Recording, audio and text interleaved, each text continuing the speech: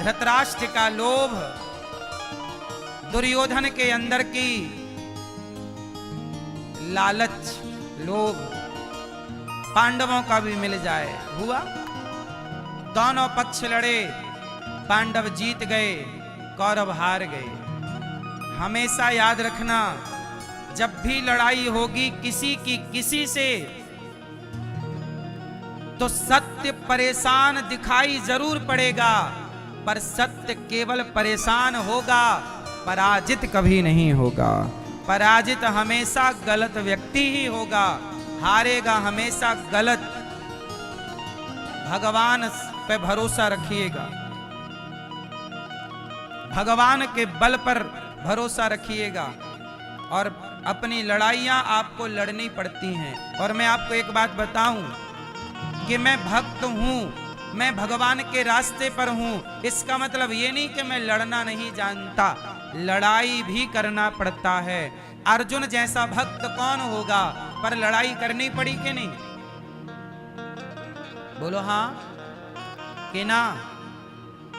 कई बार आपको अपने अधिकारों की लड़ाई आपको लड़नी पड़ती। राम तो भगवान है, पर राम को भी रावण से लड़ना पड़ा। कृष्ण तो भगवान है, पर कृष्ण को भी सुदर्शन उठाना पड़ा। आपके बच्चों को गीता भी पढ़ाइएगा, और आपके बच्चों को गांडीव भी सिखाइएगा। गीता से समझे तो गीता सुनाओ, गांडीव से समझे तो गांडीव चलाओ। आपको दोनों विद्या आनी चाहिए। कल किस विद्या की जरूरत पड़ जाए, हर व्यक्ति गीता नहीं समझता, हर व्यक्ति ठीक ठीक भाषा नहीं समझता। कुछ लोग बातों से नहीं, कैसे समझते हैं? फिर ये नीतियां हैं। आज का सनातन धर्म कमजोर कैसे हो गया? सनातन कमजोर इसलिए हो गया क्योंकि आपने शस्त्र छोड़ दिए। क्या छोड़ दिए?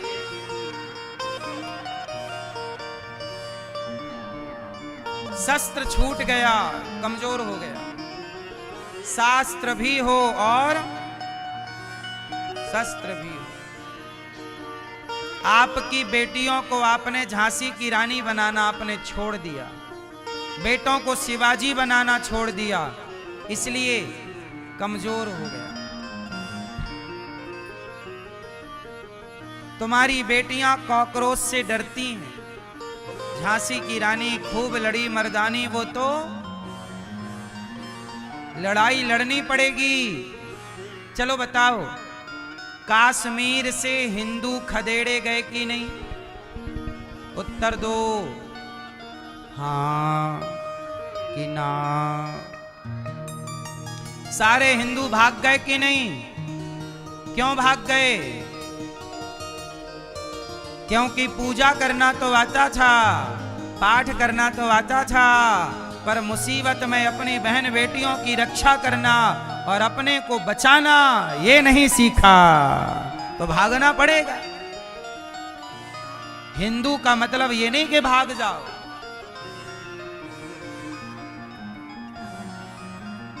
बोलो मेरी मां, कश्मीर से हिंदू भागे तो मुझे एक सवाल है, भागे क्यों? लड़े क्यों नहीं?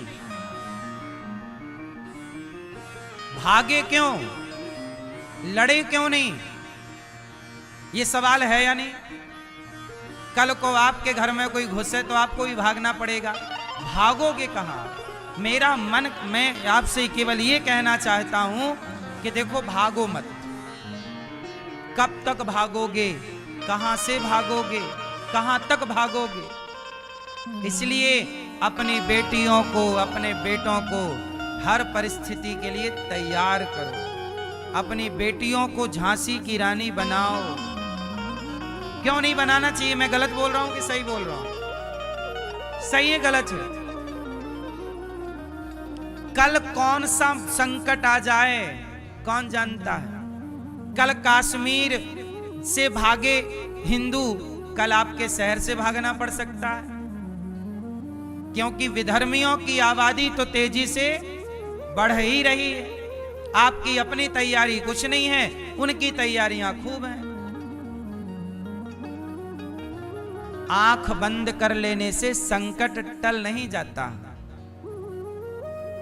आंख मूंद लेने से संकट टल नहीं जाता। मैं हर परिस्थिति के लिए आपको मजबूत करना चाहता हूं कि आपके ऊपर संकट आएगा तो याद रखना, ना तो टाइम पे पुलिस आएगी, ना तो टाइम पे कोई और नेताजी आएंगे, ना सेना आएगी, ना कोई आएगा। आपकी लड़ाई आपको करनी। जब आप मर जाओगे तब बाद में फिर सब आएंगे मोमबत्ती लेके। जब आपका बलात्कार हो जाएगा तब आएंगे सब मोमबत्ती जलाने। इसलिए किसी के भरोसे नहीं, भगवान का भरोसा और अपने बल पर भरोसा रखिए। और हर परिस्थिति से हर बेटी को लड़ना चाहिए। सही है गलत है? यही भागवत की कथा है। अर्जुन को भगवान यही तो सिखा रहे हैं, लड़, उठा गांडीव, चला गांडीव, मार मार मार, दुर्योधन को मार, लड़ो। यही ना सिखा रहे हैं भगवान। पितामह को मारो, मारो पितामह। अब बताइए, आज का कोई बच्चा अपने दादाजी परदादा को मारने लग जाए, पर क्या करें? पितामह जब द्रौपदी की साड़ी उतर रही थी तब चुपचाप बैठे तमाशा देख रहे थे। जब आप गलत करेंगे तो भगवान ही आदेश दे रहे हैं अर्जुन को मार पितामह को। पितामह को मारने की आज्ञा किसने दी? जोर से। जबकि पितामह कृष्ण के बहुत बड़े भक्त हैं, जबकि पितामह ने ही विष्णु सहस्त्र नाम को प्रकट किया है। भीष्म पितामह भगवान के महान भक्तों में एक भक्त भीष्म पितामह है। उन पितामह को मारने की आज्ञा भगवान ने अर्जुन को दी। अर्जुन मार। भगवान कहते हैं मेरा भक्त है, इसका मतलब ये कि तेरे सामने एक महिला के कपड़े उतारे जाएंगे, तू तमाशा देखेगा? नहीं, मैं अपने भक्त से उम्मीद नहीं करता। मेरा भक्त जहां होगा वहां न्याय होना चाहिए। मेरा भक्त जहां हो वहां न्याय होना। और द्रौपदी के जब कपड़े उतारे उस समय मेरा एक भक्त बैठा था, भीष्म पितामह। क्यों नहीं न्याय किया? क्यों नहीं दुशासन के गालों पे 2-4 थप्पड़ मारे? क्यों नहीं रोका द्रौपदी के चीर को? इसलिए अर्जुन मार, ये मेरा भक्त है, इसकी गति मैं करूंगा, पर अभी तो ये मरने योग्य, मार। ये है न्याय कृष्ण का। मैं भक्त हूं और मैं गलत करूं तो बच जाऊंगा क्या? भीष्म पितामह से बड़ा भक्त कोई नहीं हो सकता, लेकिन वो भी नहीं बचे। मैं भक्त हूं, मुझे उसका फल मिलेगा, पर मैं गलत हूं तो मुझे उसका भी फल। पितामह भक्त थे तो उन्हें भगवत धाम मिला, पर जो पाप कर चुके हैं वो बाणों की सैया पे वामन दिन 52 डेज लेट कर चुकाना पड़ा। अवश्यमेव भोक्तव्यम कृतम कर्म शुभाशुभम। ईश्वर का न्याय यहां के न्याय से उत्तम होता है। भक्तों के लिए ये नहीं है कि मैं भक्त हूं तो मैं गलत करूं, मुझे गलत की इजाजत भगवान नहीं दे रहे हैं। तुम भक्त हो तो जहां तुम्हें गलत लगे वहां तुम्हें बोलना है, वहां तुम्हें लड़ना है, लड़ना है। अब आप कहो जी हम तो भक्त हैं, हम तो माला जपेंगे, लड़ेंगे नहीं। तुम्हारे सामने बलात्कार हो रहा हो, तुम कहो हम तो माला जपेंगे, हम तो भक्त हैं, लड़ेंगे नहीं। नहीं, तुम घोर नरक जाओगे, फिर भगवान तुम्हें 4 कोड़े मार के भेजेंगे, जा नालायक कहीं का। जब तेरी भुजाओं में बल था तो रोका क्यों नहीं अधर्म को? माला जपना इतना जरूरी नहीं है जितना जरूरी अधर्म को रोकना है। क्या कहते हैं आप? माला जपने से ज्यादा जरूरी क्या है? अधर्म को रोकना। रोक सकते हो तो रोको। हाँ, तुम लंगड़े हो, तुम अंधे हो, तुम नहीं कर सकते तो तुम्हें दोष नहीं लगेगा, पर तुम देख भी रहे हो गलत हो रहा है, तुम्हारे भुजाओं में बल भी है, तुम रोक भी सकते हो, पर तुमने नहीं रोका तो दंड मिलेगा। इसलिए गलत करो मत, और गलत सहो मत, और गलत सुनो मत, गलत का साथ मत दो। कर्ण अच्छे थे, कर्ण भगवान के भक्त हैं, कर्ण को भगवान ने हथेली पे रखा है। यहां इतना प्यार करते हैं भगवान कर्ण को, लेकिन वो कर्ण के लिए भी भगवान ने कहा अर्जुन मार, अर्जुन मार। प्रभु ये तो भक्त है आपका। हाँ मेरा बहुत प्रिय भक्त है। अर्जुन कर्ण मरे तो भगवान भी रोए, कर्ण मरे तो कृष्ण भी रोए। तो कहा कि जब आप रो रहे हो तो मरवाया क्यों? क्योंकि ये भक्त है। एक पक्ष ये है कि ये भक्त है, पर दूसरा पक्ष ये है कि ये अधर्मी भी है। इसने अधर्म का साथ दिया, इसने अधर्म का साथ दिया। इसे पता था कि दुर्योधन का हर निर्णय गलत है, दुर्योधन का साथ देना गलत है, पर इसने साथ दुर्योधन का नहीं छोड़ा। कर्ण से बहुत प्यार करते थे भगवान। कर्ण जब मरे तो भगवान ने पूछा कर्ण बोल तेरी क्या इच्छा है? कर्ण ने कहा प्रभु मेरे शरीर का अंतिम संस्कार वहां कीजिएगा जहां आज तक किसी का अंतिम संस्कार। तब भगवान ने अपने हथेली पे कर्ण को रखा, अपनी हथेली पे। इतना प्रेम करते हैं कर्ण से। सूर्य पुत्र ही तो हैं कर्ण, सूर्य भगवान है, भगवान के पुत्र हैं ये समझो आप, पर अधर्मी है, गलत है। तो भगवान कह, अच्छा सुनो, भगवान कृष्ण के पुत्र का नाम क्या है? भगवान के एक पुत्र का नाम है सांब,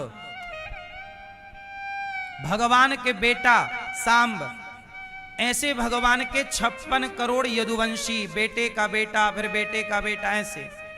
लेकिन जब आखिरी में भगवान के बेटे ने एक संत का अपमान कर दिया, भगवान के पुत्र सांब ने पेट में कपड़ा बांधा और साड़ी पहनी और संतों की परीक्षा लेने चले कि महाराज बताओ हमारे पेट में बेटा है कि बेटी?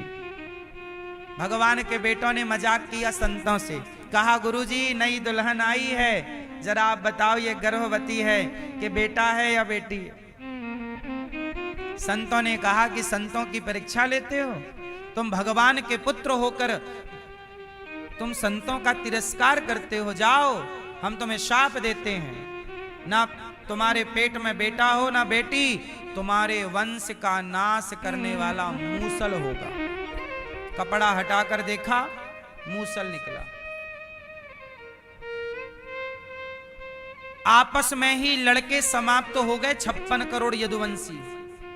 भगवान के सामने भगवान के पुत्र पौत्र आदि आपस में लड़कर समाप्त हो रहे हैं, और भगवान बांसुरी लेकर बजा रहे हैं, मुस्कुरा रहे हैं। फिर भगवान कहते हैं मेरा भी बेटा हो, पर गलत है तो मैं उसे माफ नहीं करता। भगवान कभी भी अधर्म का साथ नहीं देते। हां, अधर्मी को मिटाने के लिए भक्त को जरूरत पड़ने पर भगवान थोड़ा सा छल जरूर करते हैं, इसलिए नाम है छलिया। भगवान ने भी छल किया, या थोड़ी देर के लिए आप ये कह सकते हैं कि अधर्म किया, पर वो अधर्म भी धर्म की रक्षा के लिए था। जैसे कांटे को हमने कांटे से निकाला, तो कांटे से निकला कौन? कांटा। ऐसे अधर्म से, अब ये मैं क्यों कह रहा हूं, भगवान का नाम छलिया क्यों पड़ा? आपको पता है भगवान का नाम छलिया क्यों पड़ा? क्यों पड़ा बताओ? क्यों पड़ा? मैया बताएंगी हमारी चश्मा वाली। भगवान का नाम छलिया क्यों पड़ा? बैठे बैठे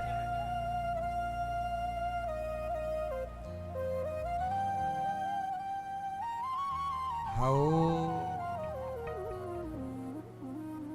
लाल मैया, ये मैया चलो ये वाली। भगवान का नाम छलिया क्यों?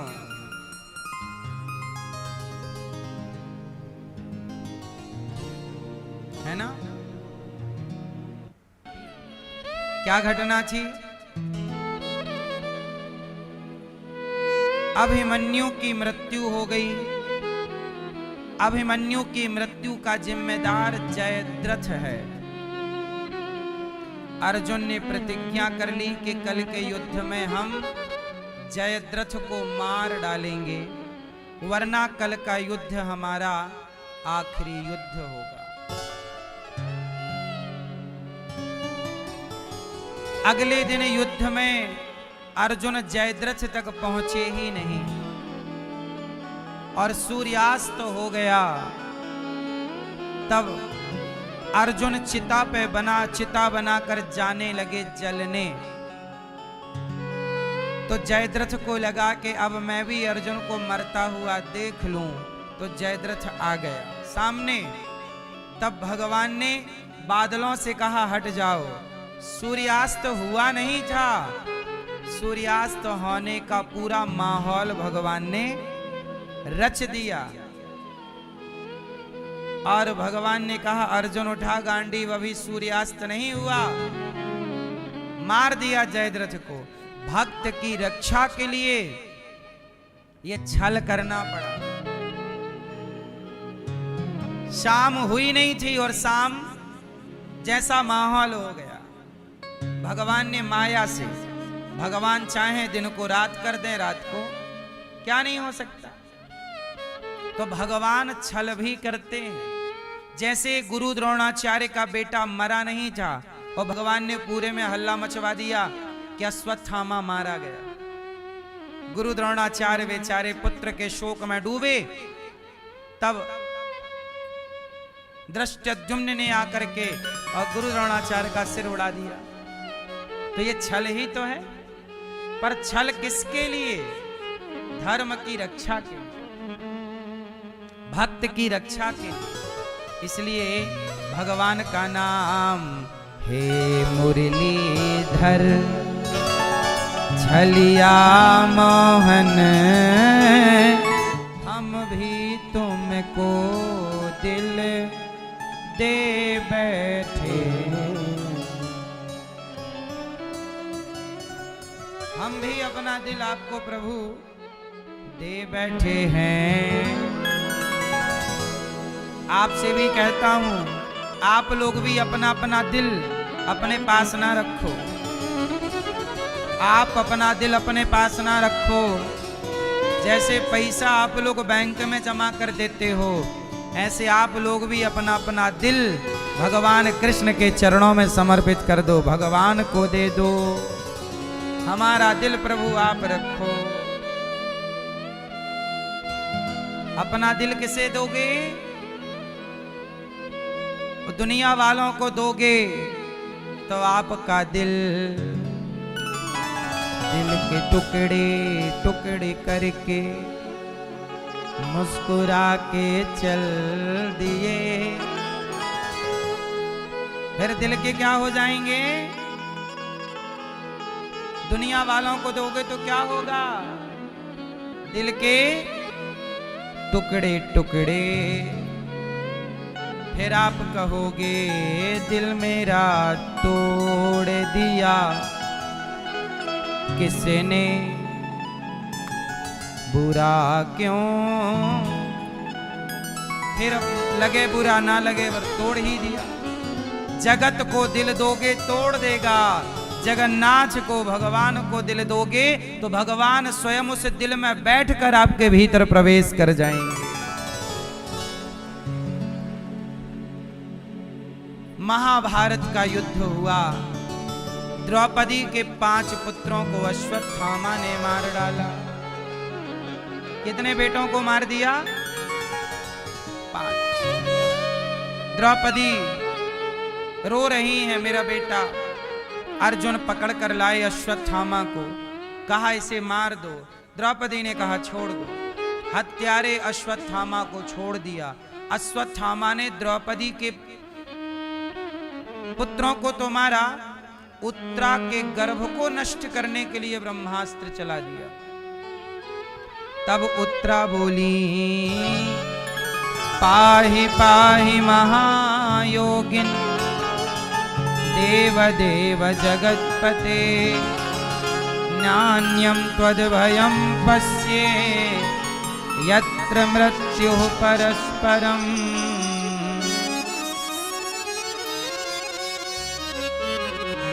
आज उत्तरा कौन है?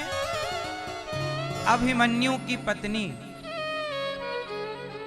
विधवा है बेचारी।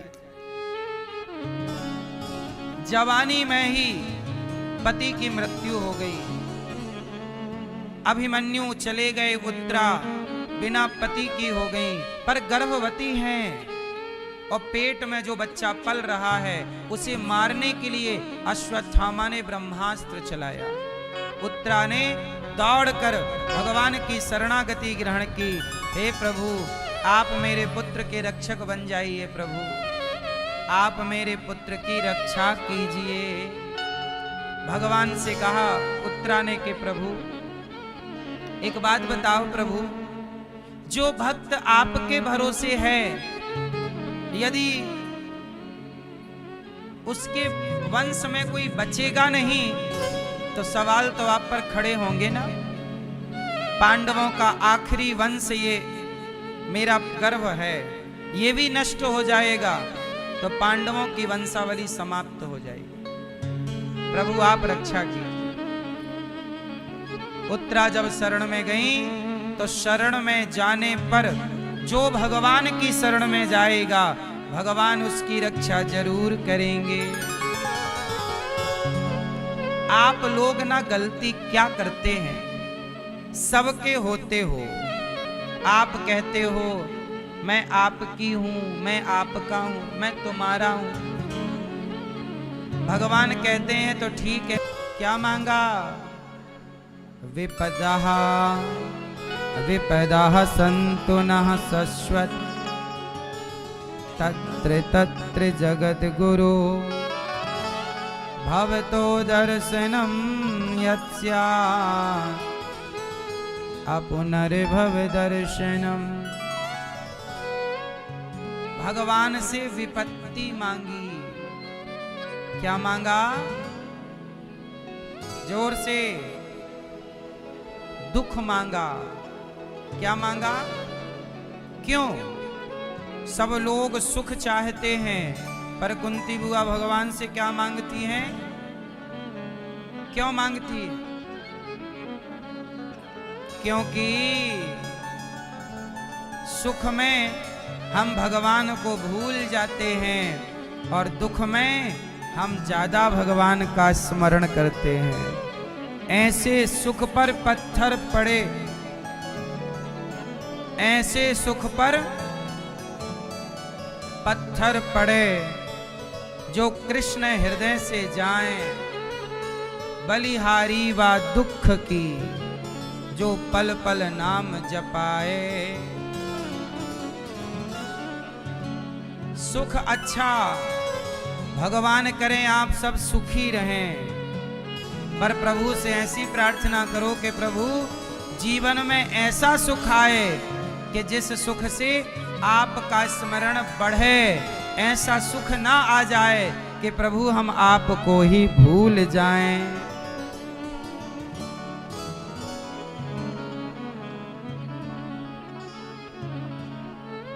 भगवान को हम भूल ना जाएं।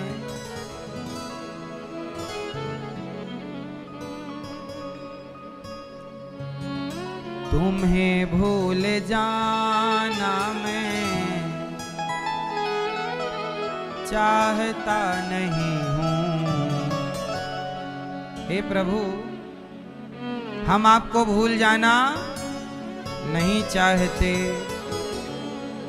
भगवान को भूल जाओगे तो फिर सबको याद रखकर करोगे क्या? तुम्हें भूल जाना मैं चाहता नहीं हूँ, तुम ही मेरे सब कुछ, तुम ही प्राण प्यारे। तुम ही मेरे सब कुछ, तुम ही प्राण प्यारे हो। हे प्रभु, तुम्हें भुला के हम किसे याद रखें? बताओ, इस संसार में कौन है जिसे हम याद करें भगवान को छोड़कर? बताओ जरा सोचो, अमृत को भूल कर जहर को कौन याद करता? भगवान को भूल कर किसे याद करते हो? कौन है संसार में इतना सुंदर जिसे आप याद कर रहे हैं? क्या भगवान से भी सुंदर कोई है? क्यों मरते हो दुनिया पर, क्यों मिटते हो दुनिया पर? कोई इतना भी सुंदर होगा? अच्छा बताओ, भगवान ज्यादा सुंदर हैं कि कोई लड़की कोई लड़का ज्यादा सुंदर है? कोई दौलत ज्यादा सुंदर है कि भगवान? कोई इतना भी सुंदर होगा हमने कभी ना सोचा। कोई इतना भी सुंदर होगा हमने कभी ना सोचा। श्यामल श्यामल सुंदर सुंदर, श्यामल श्यामल सुंदर सुंदर, एक बांसुरी वाला देखा। कोई इतना भी सुंदर होगा हमने कभी ना सोचा। सुंदर कौन है? श्याम सुंदर।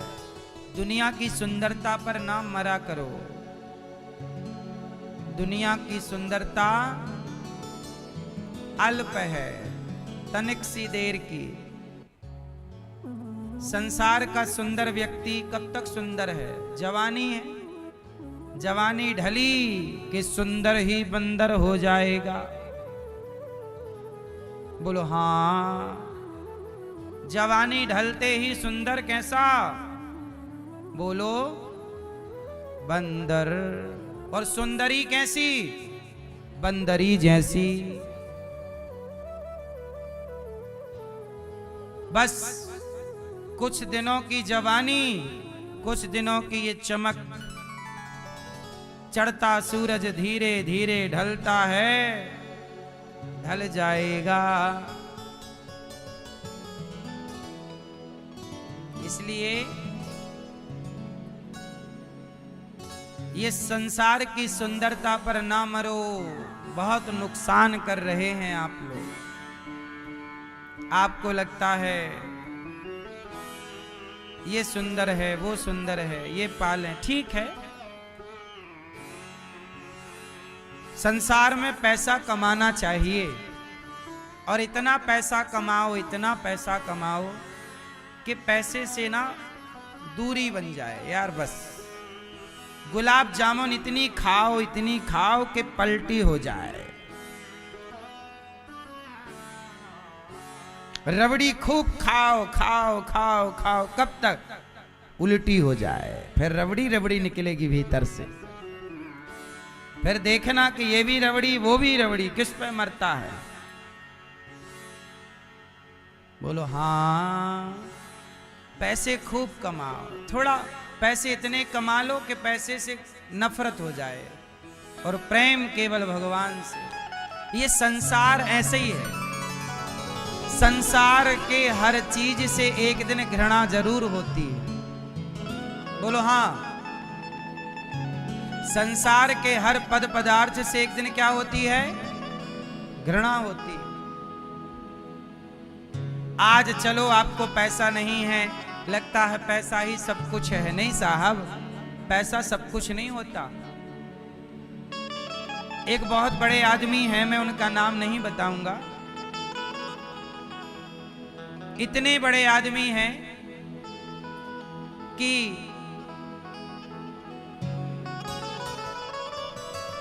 लाख करोड़ के मालिक हैं, 1000 करोड़ नहीं, कई लाख करोड़ के मालिक हैं। उनका बहुत बड़ा हॉस्पिटल है। एक ही बेटा था, चला गया। बहुत दौलत है, पर उस दौलत का सुख भोगने वाला अब कोई नहीं। बहुत बड़े आदमी हैं, एक एक ऑपरेशन का 50-50 लाख, 1-1 करोड़ लेते हैं।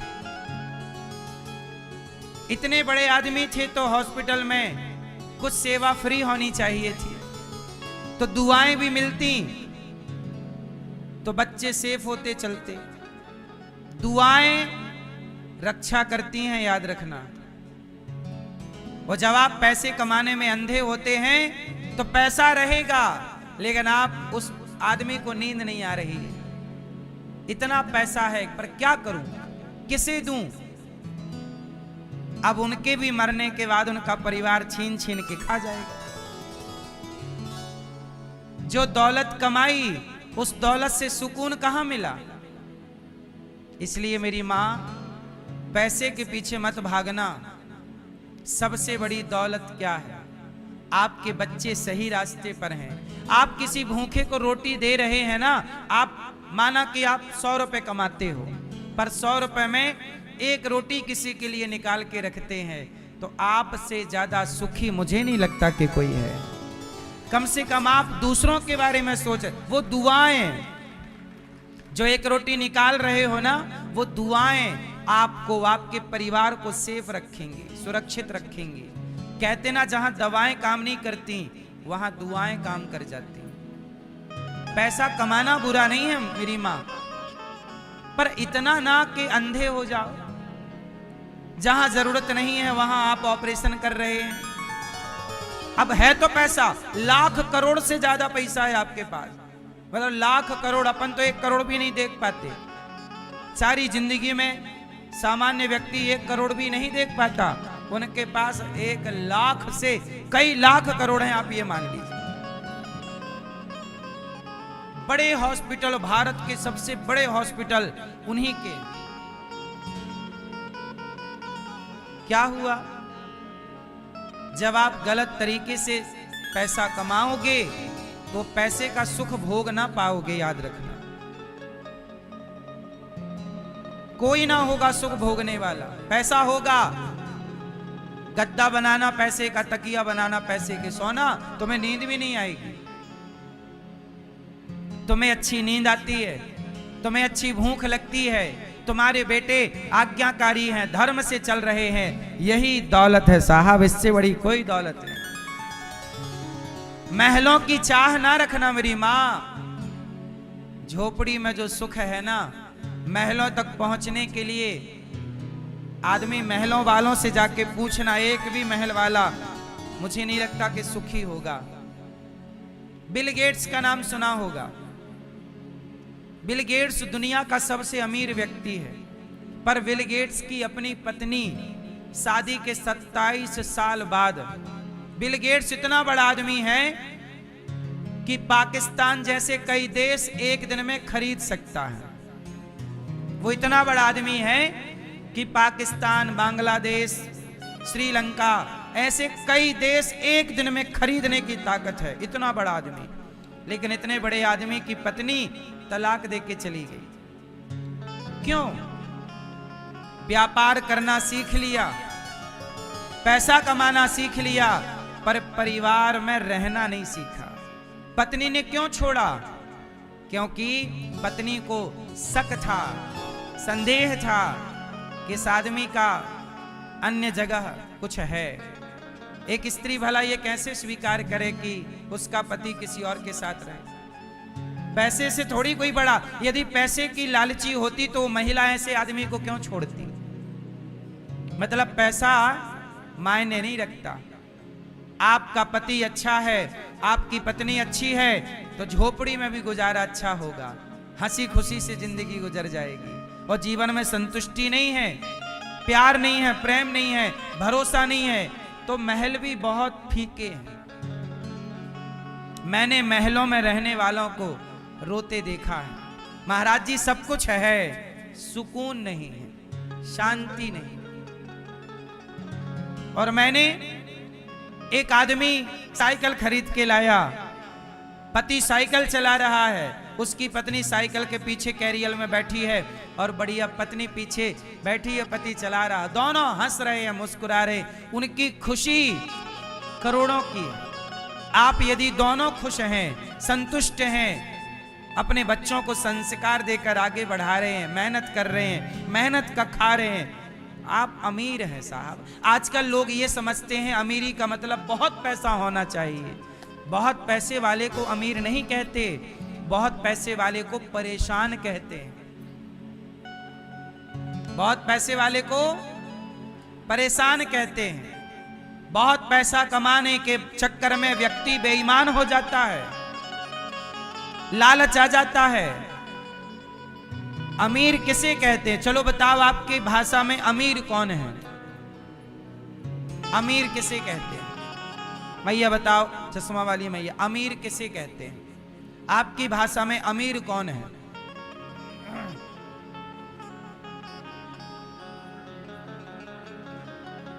अमीर कौन है? एक छोटी सी परिभाषा मेरे पास है, कहो तो सुनाऊं। अमीर व्यक्ति की और सफल व्यक्ति की। सफल कौन, अमीर कौन? आओ एक परिभाषा मैं बताता हूं, फिर आप सहमति देना कि मेरी बात सही है या गलत है। सुनो,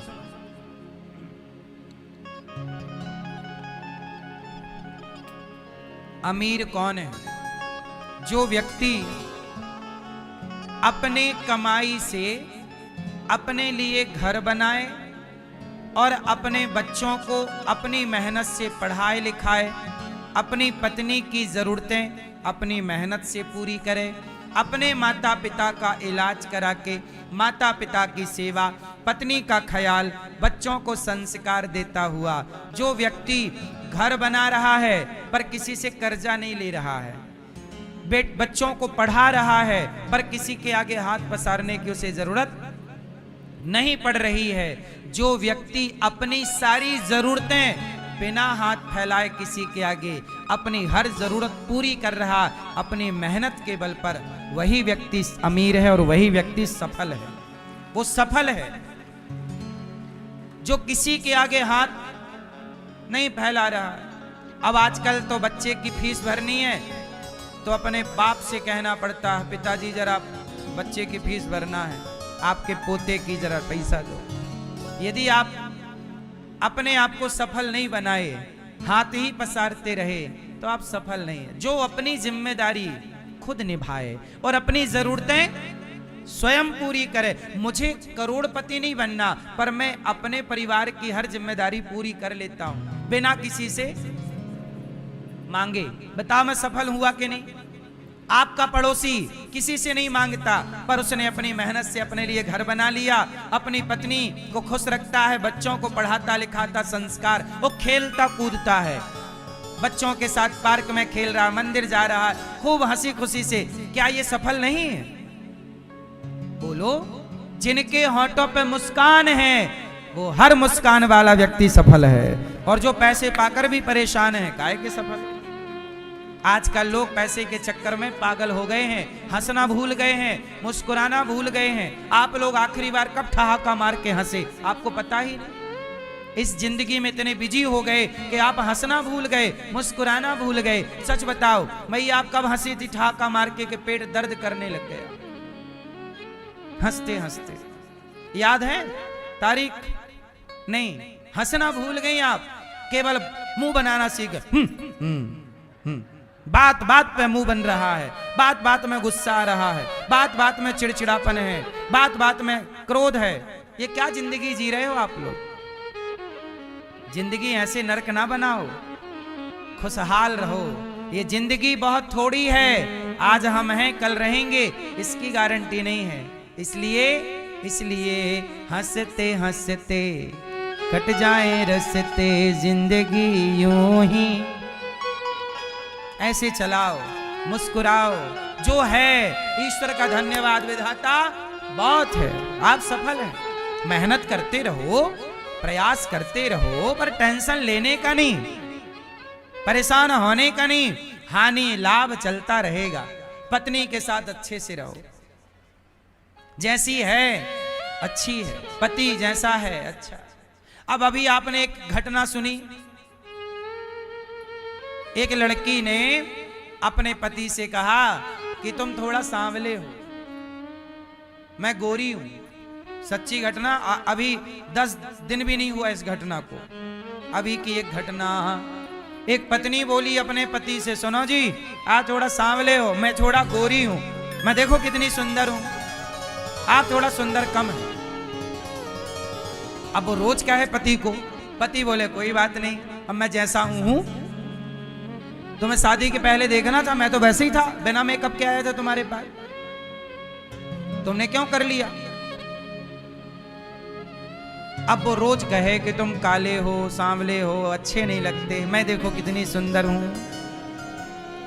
एक दिन क्या हुआ, उसी गोरी पत्नी ने अपने काले पति को मार डाला। अभी की घटना ताजी, मार डाला और एक सुंदर सा यार सेट कर लिया। तू ठीक है मेरे लायक, गोरा है, मैं भी गोरी हूं, तू भी गोरा। ये काला था, निपटा उसको।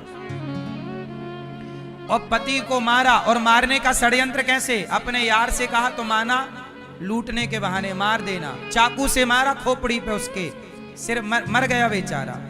और लूटने का नाटक ताकि पुलिस को बता सके कि घर में लुटेरे घुसे और मार के चले। ये रोए खूब, माथा पटक, मर गया पति, मर गया मर गया।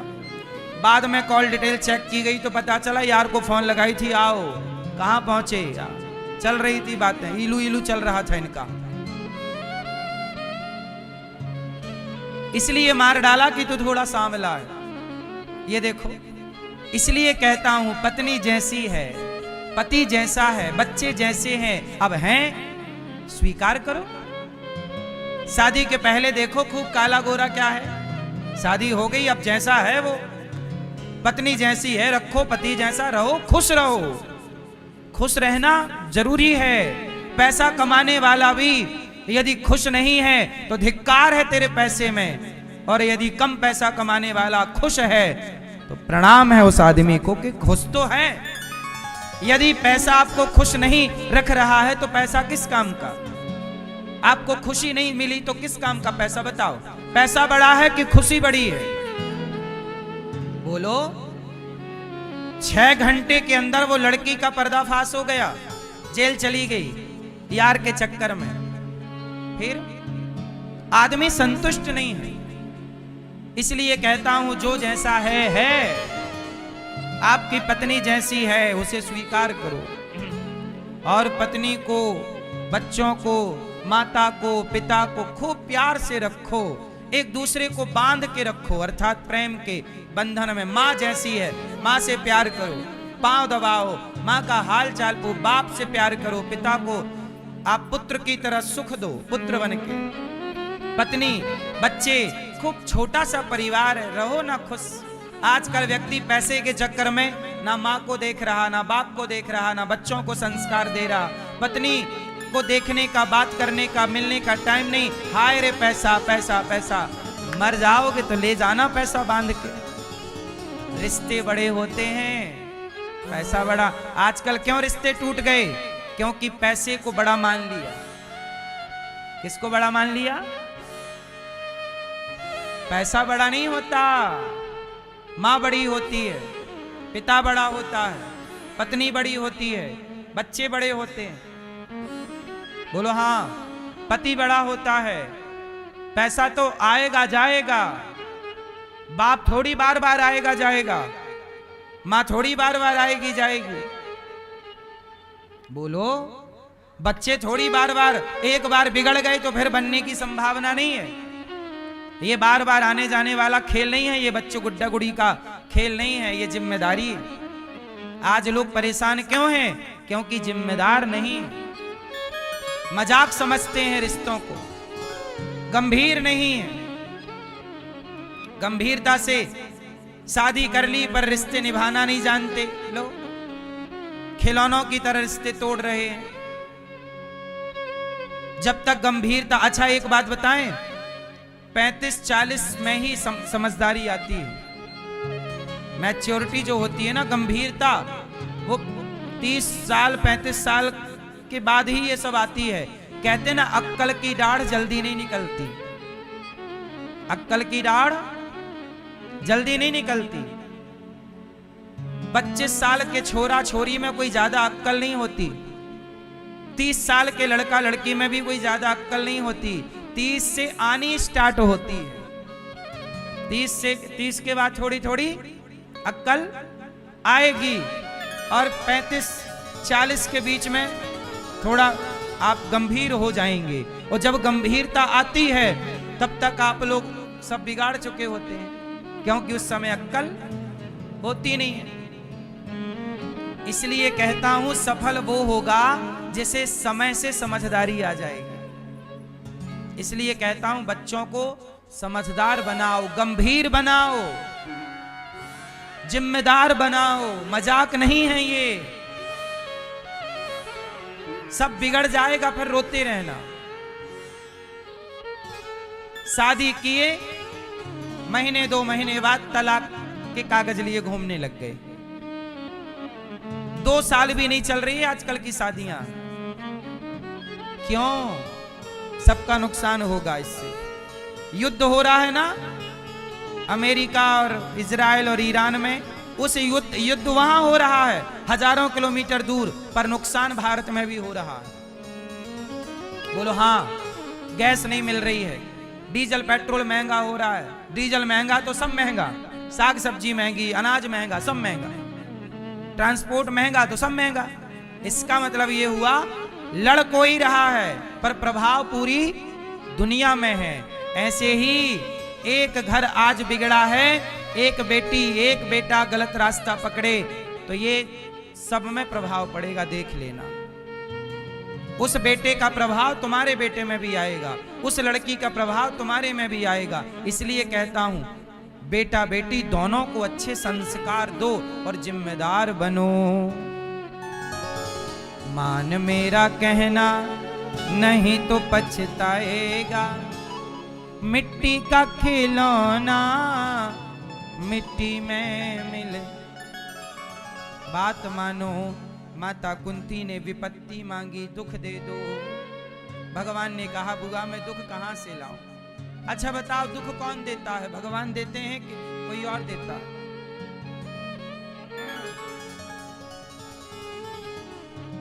मैया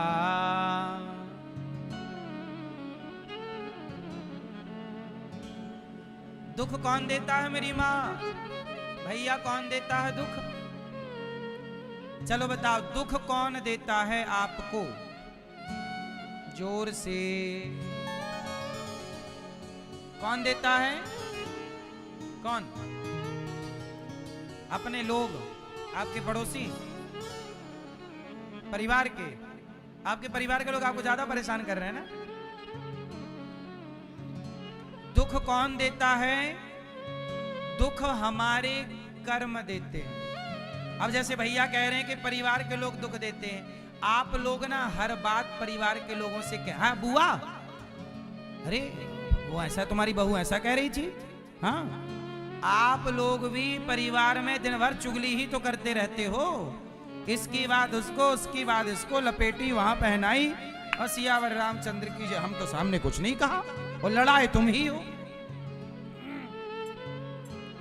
आपने जिससे कहा उसने दूसरे से कहा, परिवार में ही घूम रही है बातें, उसने फिर इससे कहा, और आप लोग परिवार को लेके बड़े परेशान हो क्योंकि आप दिन भर बातें करते हो। ये फोन को जला दो जल्दी से। पहले परिवारों में प्रेम ज्यादा था, आज परिवारों में कलह ज्यादा है। क्यों? क्योंकि दिन भर यहां वहां की बातें, इसकी बुराई उससे, उसकी बुराई, और 4 घंटे बात करोगे 1 घंटा तो किसी के बारे में कुछ ना कुछ तो निकल ही जाएगा कि अरे सुनो फलाने की बहू आई थी, उसका व्यवहार अच्छा नहीं था। हाँ, सिर तक नहीं ढका उसने। हाँ, अरे बड़ी निर्लज्ज है। हाँ, अब फिर उसको खबर लगी, अरे राम राम राम, वो तुम्हारे चाचा ससुर ऐसा कह रहे थे। और बहू ने कहा राम राम राम, मैं तो पांव पड़ रही थी, चाचा दुष्ट है एक नंबर का, ससुर है कि असुर है, लियो चालू। इतनी बातें, इतना प्रपंच ना करो। जो व्यक्ति परिवार के इस प्रपंच से दूर है वो बहुत सुखी है, और जो हर बात में इन्वॉल्व है वो परेशान है। क्या कहते हो? कहते हैं ना, ज्यादा मिठास में कीड़े पड़ते हैं, ज्यादा मिठाई में हाँ कीड़े पड़ते हैं। तुम दिन भर ना बातें किया करो, इसलिए कहते हैं बचे समय तो सीताराम सीताराम गाओ रे, दिन भर कहो सीताराम सीताराम, श्रीमन्नारायण श्रीमन्नारायण श्रीमन। अब आप ये नहीं कहती हो फलाने की बहू कैसी है, उसकी बहू कैसी है, उसकी ऐसी है, ऐसी वैसी ऐसी वैसी। इसलिए कहता हूं, ना काहू से दोस्ती ना काहू से बैर, कबीरा खड़ा बाजार में सबकी चाहे खैर क्यों, पता नहीं किस रूप में आकर नारायण मिल जाएगा, वो निर्मल मन के दर्पण में वह राम का दर्शन पाएगा। कुंती बुआ ने दुख मांगा, भगवान किसी को दुख नहीं देते, व्यक्ति अपने अपने कर्मों से सुख दुख पाता है। भगवान ने अपने आप को समर्पित कर दिया। भीष्म पितामह बाणों की सैया पर लेटे हैं। देखो ना, भीष्म पितामह बाणों की सैया पर क्यों लेट गए? क्योंकि पितामह ने पिछले किसी जन्म में एक सांप को कांटों के ढेर में फेंक दिया था। सांप को कहां फेंक दिया? सांप को कांटे चुभ गए, सांप मर गया, तो पितामह को भी बाणों की सैया में लेटकर पिछले जन्म का हिसाब चुकाना पड़ा। आप किसी को कांटों की सैया दोगे तो आपको भी मिलेगी ना। आप किसी को मारोगे तो आप भी तो फिर जैसा बोया है काटना पड़ेगा। इसलिए आपके कर्म बुरे हैं तो आपको सब बुरा मिलता है, अच्छे हैं तो सब। आप सुखी हैं, आपने अच्छे कर्म किए होंगे इसलिए आप सुखी हैं। आप दुखी हैं तो आपके दुख का कारण कोई और नहीं, आपके बुरे कर्म। जो जैसा करता है उसे वैसा अवश्य भोगना पड़ता है। ईश्वर के घर देर है, अंधेर अंधेर नहीं। आप लोगों को लगता है कोई देख नहीं रहा है, गलत करते जा रहे हो, करते जा रहे हो। फिर घड़ा भरा तो रावण का घड़ा भरा तो नाश हुआ, कंस का घड़ा भरा तो नाश हुआ। तुम्हारा घड़ा भरेगा तो क्या होगा रे कालिया। इसलिए कहता हूं अपने इस पाप के घड़े को फोड़ दो, पुण्य का घड़ा रखो। बोलो हाँ कि ना। पितामह जैसों को भोगना पड़ा तो हम किस खेत की मूली हैं। पितामह की परम गति, भगवान द्वारिका गए, परीक्षित जी का जन्म हुआ, पुनः आए। परीक्षित जी को भगवान ने दर्शन दिया। अब भगवान की 125 वर्ष की लीला पूरी हुई, भगवान अपने धाम चले गए। पांचों पांडव स्वर्गारोहण के लिए, कुंती बुआ ने प्राण त्याग दिए कृष्ण के वियोग में। कलयुग के राजा बने परीक्षित। कलयुग के राजा कौन? परीक्षित जी ने कलयुग को रहने के 4 कमरे बनवाए। कलयुग कहां रहता है? कलयुग के 4 कमरे हैं। द्यूतम पानम स्त्रियः सूना। कलयुग कहां? जहां जुआ, जहां शराब। इसलिए जुआ ना खेलो। अपना भला चाहते हो तो जुआ ना खेलना। भला चाहते हो तो शराब ना पीना, भला चाहते हो तो पराई स्त्री और पराये पुरुष के चक्कर में ना पड़ना, भला चाहते हो तो बेईमानी ना करना, और भला चाहते हो तो अपने स्वाद के लिए किसी जीव जंतु को मारना मत, मतलब मांसाहार मत करना। इन बुराइयों से बच जाओ, फिर भगवान सदा आपके रक्षक हैं। भगवान की शरण में रहो। आप भगवान के भरोसे काम सौंपो तो सही। आपकी देखो, आज आप लोग आए हो, जब आप लोग अगले साल आओगे तो मेरी कुछ बातें मान लो। जब आप अगले साल आओगे ना मेरे पास यहाँ, तो आपकी डबल कमाई हो चुकी होगी, अर्थात आपकी कमाई डबल हो चुकी होगी। आप धनवान धीरे धीरे बन चुके होंगे। धनवान बनने का एक ही मंत्र है। आप धन चाहते हो तो मैं आपको एक रास्ता बताता हूं। जो कुछ है, जो भी कुछ है आपके पास, आप ये मान लो कि प्रभु ये परिवार आपका, ये व्यापार आपका, सब भगवान को सौंप कर ईमानदारी से कर्म करो। हर गलत रास्ता छोड़ दो। भगवान भी साथ कब देते हैं? जब आप सही रास्ते पर हैं। आप मांस, शराब, जुआ, बुरी आदतें छोड़कर मन लगा के जो है सब भगवान को सौंप के काम करो। 1 साल के अंदर आपकी इनकम, कमाई डबल ना हो जाए और आपका धन धान्य बढ़ते क्रम में ना दिखे तो आप कहना, आप अपने आप धनवान हो जाओगे। अब धनवान क्यों नहीं हो रहे हो? क्योंकि आप शराब पी रहे हो। शराब पी रहे हो, 500 रुपए कमाते हो, 200 की दारू पी जाते हो। आप हफ्ते में 3 दिन बकरा खाते हो, मुर्गा खाते हो। भाई साग सब्जी आती है 20 रुपए किलो। साग सब्जी आती है, जोर से, साग सब्जी कितने रुपए किलो आती है?